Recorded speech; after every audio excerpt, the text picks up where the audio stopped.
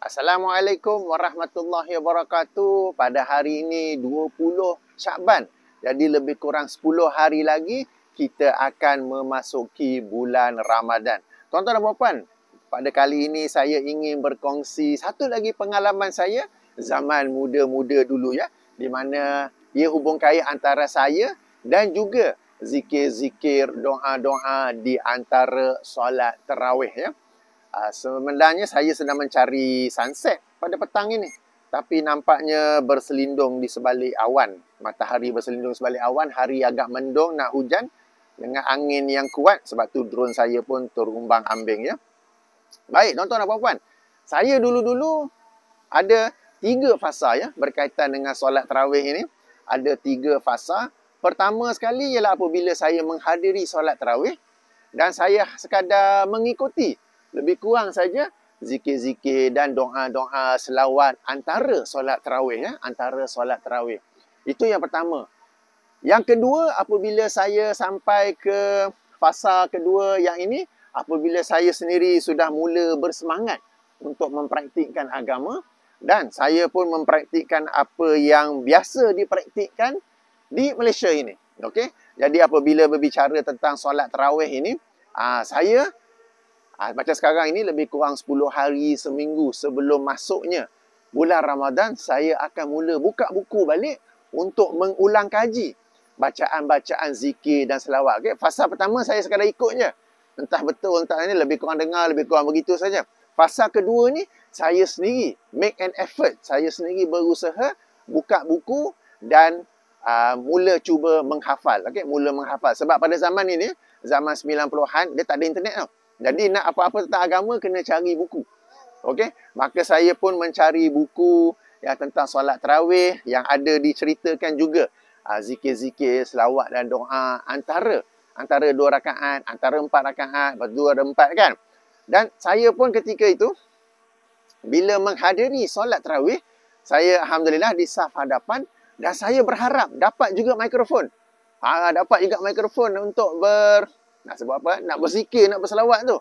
Untuk memimpin zikir dan selawat. Tapi mungkin sebab saya ketika itu muda lagi ke apa, tak dapat lah. Tak pernah dapat pun. Berharap saja. Tapi tak pernah dapat pun ya. Okey. Itu fasa kedua. Fasa kedua di mana saya bersemangat untuk mempraktikkan agama.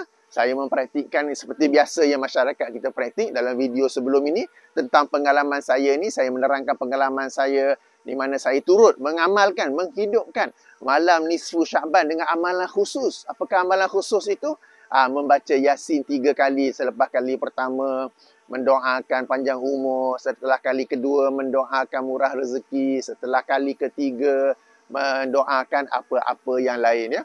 Jadi termasuklah juga dalam fasa ini solat tarawih, saya bersemangat untuk mengamalkannya dan saya berusaha untuk menghafalnya. Saya pun berharap dapat pegang mikrofon untuk berzikir, berselawat dan berdoa juga. Dah hafal lah kan? Tapi tak dapat Ada hikmahnya kot. Alright. Kemudian masuk ke fasa ketiga. Fasa ketiga apabila saya mendapat tahu bahawa semua itu adalah bid'ah. Semua itu adalah, sebab tuan-tuan apa? Bezakan antara solat tarawih. Tarawih itu sendiri masuk berehat. Seseorang itu dia rehat dan dia bebas nak buat apa-apa. Dia nak berzikir astaghfirullah ke? Dia nak berzikir subhanallah wa bihamdih ke? Dia hendak berselawat ke? Maka dia bebas melakukannya. Atau dia tak nak buat apa-apa. Rasa macam nak terkencing. Nak pergi toilet, ambil wuduk balik ke? Dia nak, zaman dulu tu tak ada handphone. Sekarang ni ada handphone kan? Dia nak tengok WhatsApp ke apa ke? Dipersilakan sebab itu ialah masa rehat. Okey?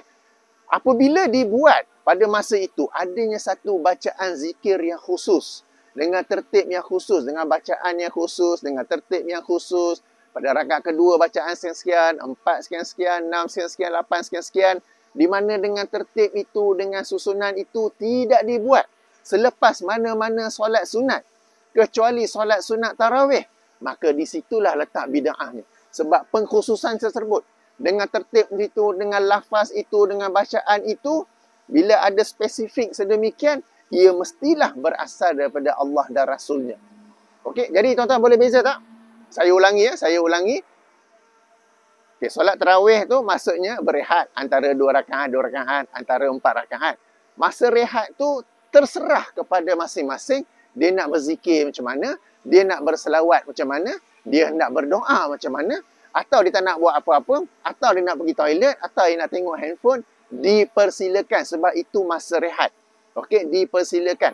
Dia nak zikir astagfirullah, silakan. Dia nak zikir la ilaha illallah, silakan. Dia nak berzikir la haula wala quwata illa billah, silakan. Akan tetapi, walau bagaimanapun, namun begitu apabila disusun satu zikir yang khusus, bacaan yang khusus, lepas 2 rakaat ini, lepas 4 rakaat ini, selawatnya sedemikian, doanya sedemikian, dan ia sangat spesifik sehingga pada mana-mana solat sunat yang lain, tidak dibuat bacaan zikir tersebut kecuali untuk solat tarawih pada bulan Ramadan.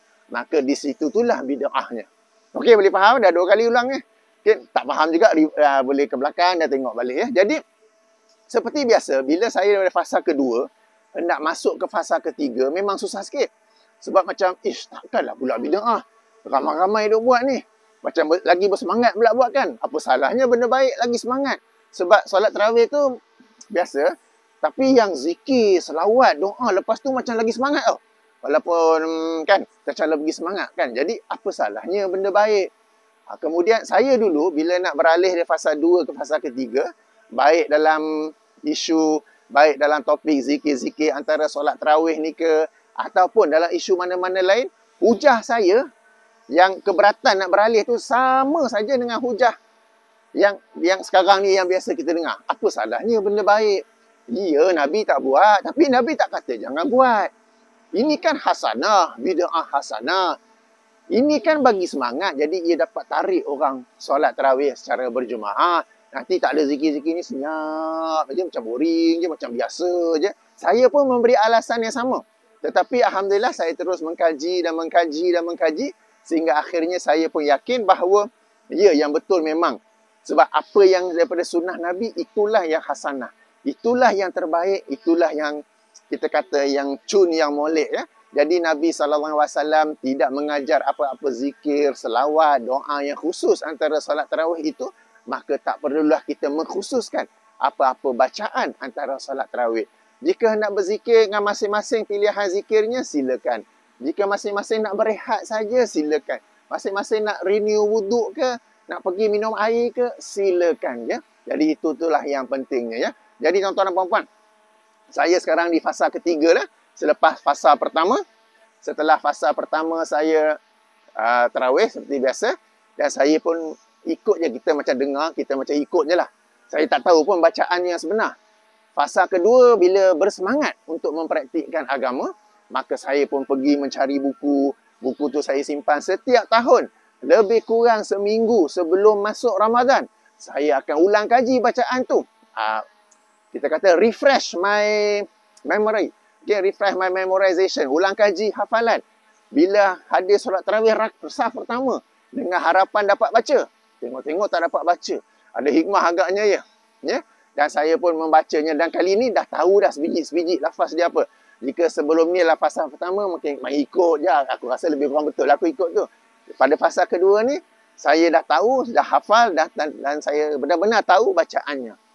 Masuk fasa ketiga. Bila saya mendapat tahu ia adalah satu bid'ah. Okey? Tak nak explain kenapa bid'ah dia. Seperti biasa nak beralih tu macam macam-macam rintangan lah. Macam takkanlah ustaz-ustaz kita tak tahu. Takkanlah imam-imam masjid ni tak tahu. Kan? Jadi sama saja alasan, tetapi alhamdulillah saya mengkaji dan saya mendapat keyakinan bahawa ia memang bukan daripada sunnah Nabi SAW sehingga meninggalkannya adalah lagi utama. Tuan-tuan dan puan, apabila masyarakat semua sedang khusyuk, sedang memberi semangat, sedang memberi motivasi untuk membuat satu bid'ah, dan anda pula menjauhi bid'ah tersebut, anda mendapat pahala kerana menjauhi bid'ah ke arah sunnah. Sebab kadang-kadang bila kita tak buat, orang tanya, habis tu nak termenung je, baik aku baca. Nak termenung je, baik aku do something. No. Anda termenung itu, anda tak buat apa-apa pada saat itu, antara tarawih itu, anda mendapat pahala sebab anda bermujahadah untuk tidak ikut arus perdana yang sukakan bid'ah tu. Anda bermujahadah, anda bersungguh-sungguh untuk berada di atas sunnah Nabi SAW. Baik dalam isu ini, mahupun dalam isu-isu lain, dalam WhatsApp group anda, dalam Telegram group anda, kawan-kawan sekolah dulu ke kawan-kawan pejabat ke mana-mana, semua duk anjurkan. Anda sendiri beristiqamah dengan beberapa rakan lain yang kuat berpegang kepada sunnah untuk tidak mengamalkannya. Ia memerlukan satu kesungguhan, ia memerlukan satu keberanian, ia memerlukan satu disiplin. Betul-betul mujahadah. Dan anda akan mendapat pahala kerana meninggalkan kemungkaran ke arah sesuatu yang makruf. Anda akan mendapat pahala kerana meninggalkan bid'ah ke arah satu yang sunnah.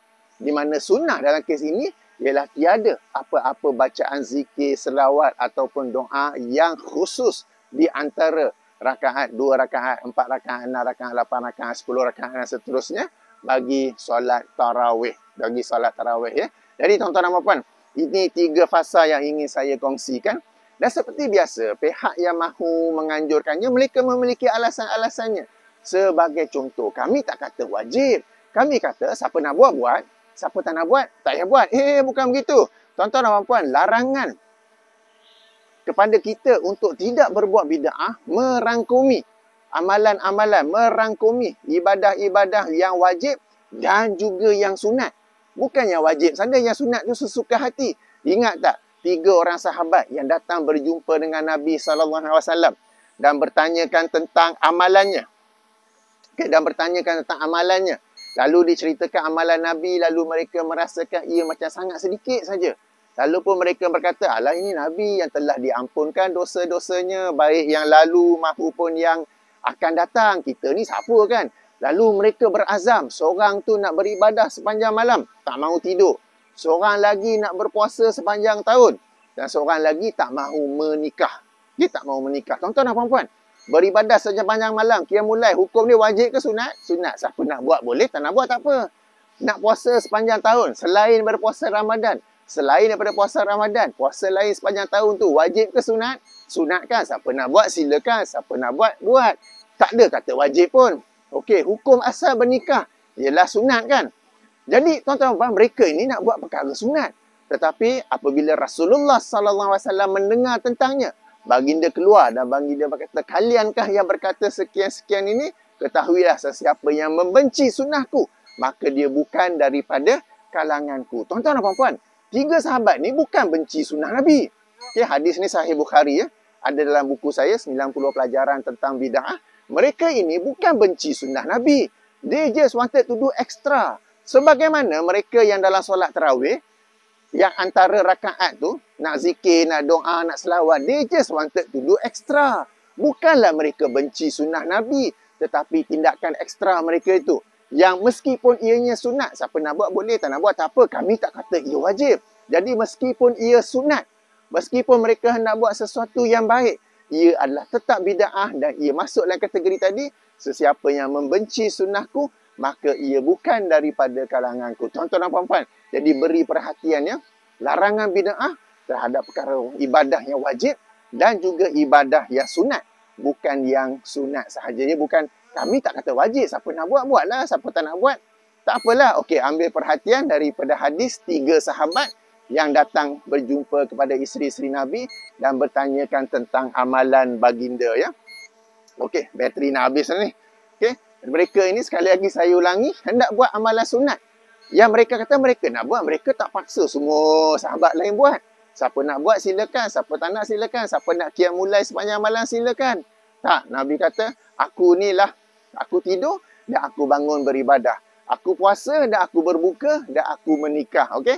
Maaf tadi saya tertinggal lafaz ni. Bila Nabi SAW mendengar baginda keluar dan baginda menegur mereka bertiga, ketahuilah, kalian yang berkata semua tu, ketahuilah bahawa aku ini tidur dan juga bangun solat. Aku ini berpuasa dan berbuka dan aku juga menikah. Sesiapa yang tidak menyukai sunnahku, maka dia bukanlah daripada kalanganku. Ingat dia hadis ni, ia merujuk kepada amalan-amalan yang sunat. Ia merujuk pada sesuatu yang sebelum itu, Nabi tak halang pun. Sebelum tu Nabi tak ada halang pun siapa yang nak berpuasa sunat setiap hari sepanjang tahun. Sebelum tu Nabi tak halang pun untuk orang berqiyamul lail sepanjang malam. Okey, kita tahu yang afdal tu baki 1/3 malam.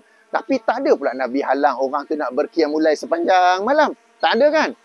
Jadi tuan-tuan puan-puan, Alasannya Nabi tak buat. Tapi Nabi tak kata jangan buat. Itu bukanlah alasan yang benar berdasarkan hadis 3 orang sahabat ni, ya. Hadis Sahih Bukhari dan juga lain-lainnya.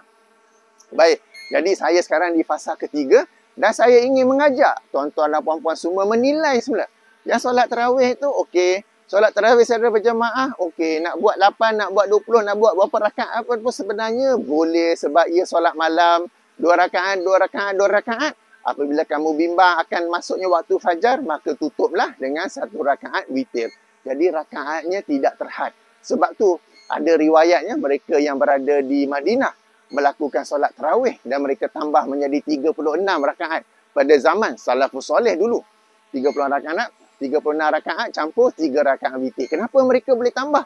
Sebab mereka tahu solat tarawih ni it is not fixed. Yang utama, yang afdal ialah sebagaimana yang Nabi SAW buat 2 rakaat ba'diyah isyak, 8 rakaat dan kemudiannya 3 rakaat. Total jadi 13. Itu yang optimum. Tapi kalau kita nak buat bilangan yang lain boleh sebab ada hadis yang Nabi SAW mengizinkannya berdasarkan sebuah hadis yang apabila baginda sedang berkhutbah maka datang seseorang bertanya, "Ya Rasulullah, bagaimanakah ciri-ciri solat malam tersebut?"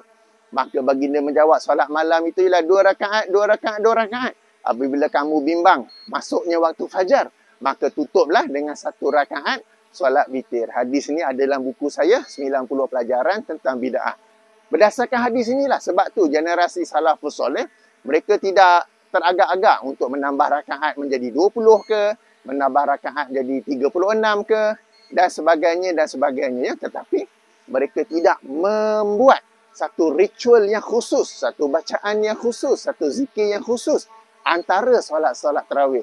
Tarawih itu sendiri maksudnya rehat dan mereka rehat-rehat. Masing-masing buat apa yang mereka nak buat. Ayah tuan-tuan dan puan-puan, saya sendiri mengalami fasa 1, 2, 3 ini. 2 nak masuk 3 memang susah. Sekarang Alhamdulillah saya dalam fasa ketiga. Jadi saya nak ajak tuan-tuan dan puan-puan pun, ayuh kita sama-sama ke fasa ketiga. Yang menariknya, selalu mereka berhujah. Tak, benda ni tak wajib, pun sunat je.